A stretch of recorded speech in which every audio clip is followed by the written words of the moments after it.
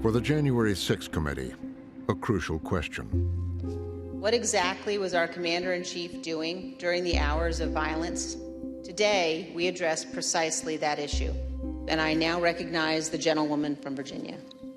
From the time when President Trump ended his speech until the moment when he finally told the mob to go home, a span of 187 minutes, more than 3 hours.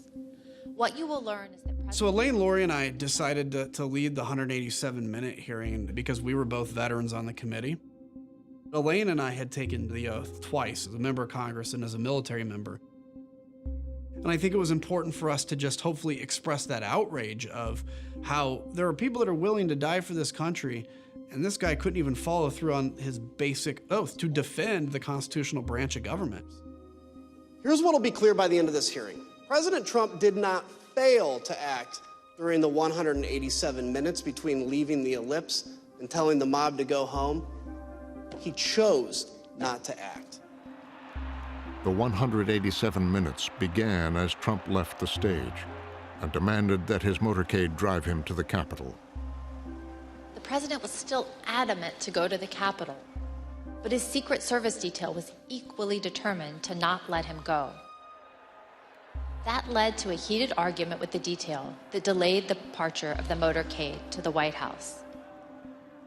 Later, Cassidy Hutchinson heard reports about what happened.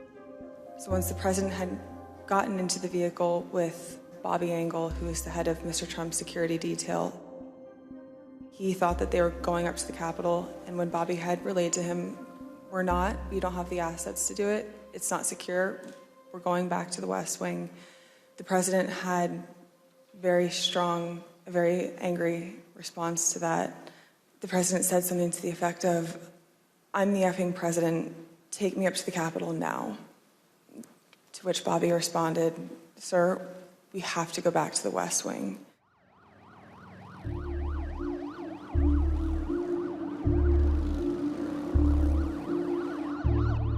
He saw this crowd and he wanted to participate in some manner, whether it was leading the crowd or being part of the crowd or going, but certainly there was a level of frustration when he was told that he couldn't, that he was so focused on disrupting the joint session that day, he himself wanted to go. When he couldn't go to the Capitol with the crowd, the president returned to the White House. In some ways, the most telling portrayal of the president and his intent here is not what happens in the lead up to the attack on the Capitol, but what he does or doesn't do when it's taking place and in the aftermath of it. President Trump went to the private dining room off the Oval Office. Witnesses told us that on January 6th, President Trump sat in his usual spot, at the head of the table, facing a television hanging on the wall. We know from the employee that the TV was tuned to Fox News all afternoon. This is real. It's happening on Capitol Hill. We're trying to get some ground truth to exactly what's happening on the ground. To your point broadly, he's in that little private dining room off the Oval Office. The TV is on. He's watching it take place. He knows what's happening. He understands what's happening. And his instinct is to, in effect, egg them on.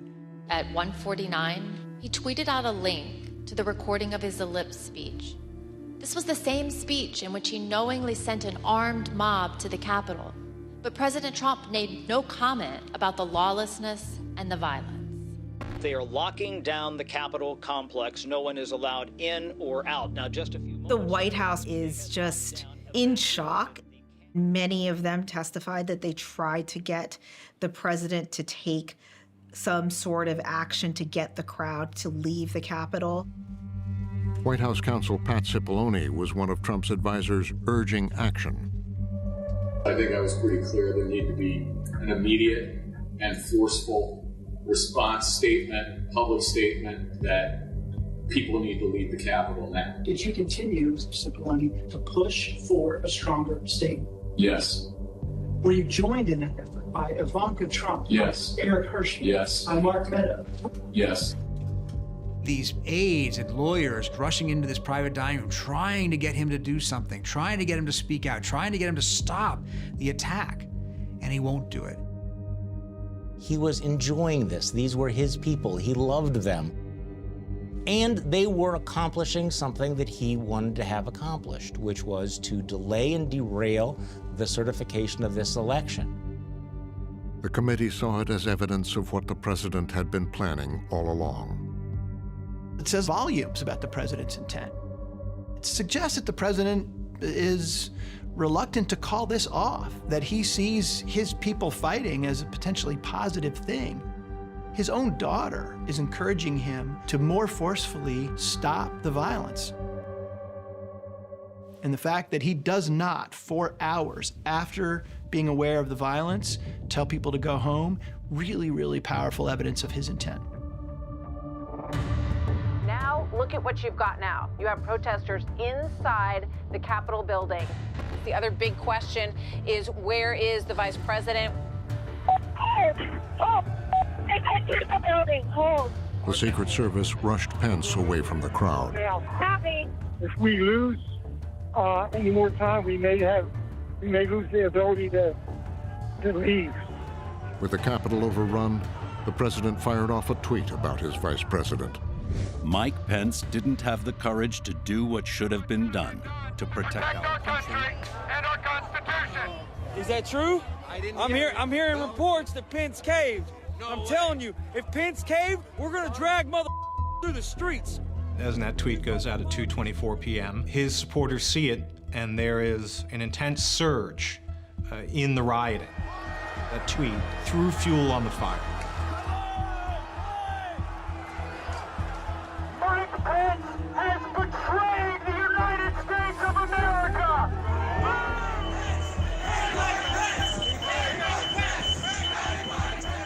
The mob goes down there to the Capitol and chants, "Hang Mike Pence." And they actually build a gallows out in front of the Capitol. I mean, they meant it. I can only imagine what Mike Pence must have thought when the full weight of the betrayal must have become so palpable for him, when he must have thought, it has come to this, that the one moment as vice president where I have stood on principle, I am being treated as the enemy, and they've come for me, and the president is attacking me. Not only is he not calling to say, "Are you okay?" He's egging it on. It is an amazing moment. At the White House, Pat Cipollone was growing concerned for the vice president. I remember Pat saying, "Mark, we need to do something more. They're literally calling for the vice president to be effing hung." And Mark had responded something to the effect of, "You heard him, Pat. He thinks Mike deserves it. He doesn't think they're doing anything wrong." When the crowd is chanting, "Hang Mike Pence," he says, well, maybe our people have it right. Maybe Mike deserves it. Donald Trump embraced the whirlwind on January 6th. He, in his speech at the Ellipse, in his tweets afterwards, in his indifference to the pleas of his family and advisors to do something more, to call them up, he seemed to revel in the chaos and violence that he himself had unleashed.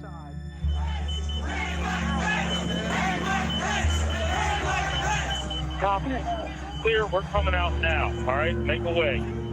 We had the footage from inside the Capitol where Pence is rushed down the steps by his Secret Service detail along with his family. To his credit, he did not take the Secret Service advice and leave the Capitol. He stayed, he provided direction to what was going on. He offered the stability at the moment that the president refused to do. Finally, police began to regain control of the Capitol. The Capitol grounds have been secure. Police had to use tear gas. Troops are deployed around the Capitol perimeter to prevent any more violence of what we saw this afternoon. Good, Chase? When you're ready, sir. President Trump finally gave in and went out to the Rose Garden at 4:03. You tell me when. When you're ready, sir. For 187 minutes, he was sitting there watching the news, wondering if his people would win, until he saw that law enforcement had turned the tide.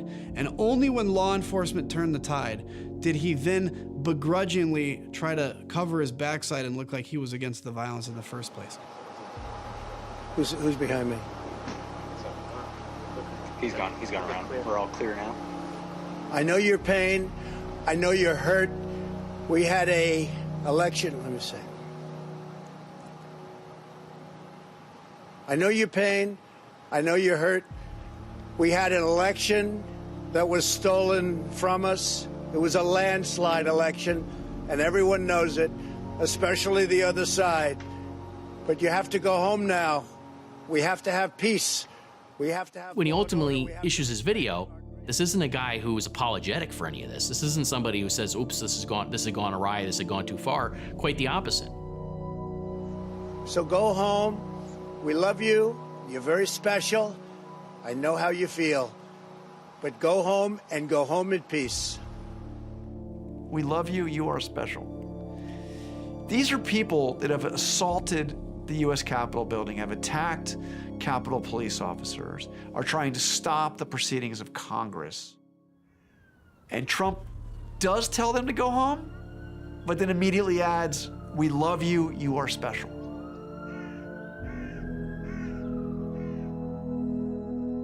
Special Counsel Jack Smith has cited those 187 minutes in his conspiracy case against Trump.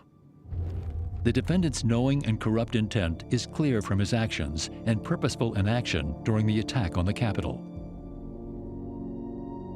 The prosecutor's going to show that as he got the result he hoped for, a big scene, a riot, and then of course he wasn't going to do anything to stop the riot because he had use to make of it. And that use was to use the people's fear to try to get them to do what he wanted.